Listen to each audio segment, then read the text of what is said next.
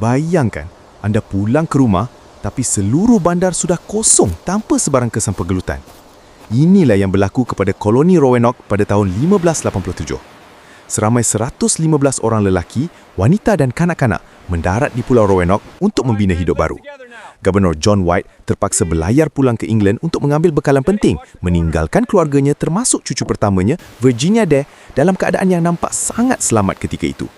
Akibat peperangan antara England dan Spanyol, White hanya dapat kembali 3 tahun kemudian. Setibanya di sana, seluruh koloni itu sudah lenyap sepenuhnya. Tiada satu pun bangunan yang tinggal, hanya kawasan lapang yang dipenuhi semak samun seolah-olah mereka tidak pernah wujud pun. Peliknya, tiada tanda serangan atau pertumpahan darah ditemui. Semua harta benda mereka telah dibawa pergi secara teratur, menunjukkan bahawa perpindahan ini mungkin dirancang dengan sangat teliti dan tenang.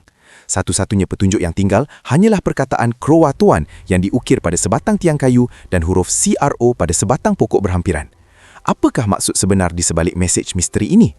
Adakah mereka diserang oleh suku kaum asli atau adakah mereka sebenarnya berpindah ke Pulau Croatoan untuk mencari perlindungan kerana kehabisan sumber makanan yang sangat kritikal ketika musim itu?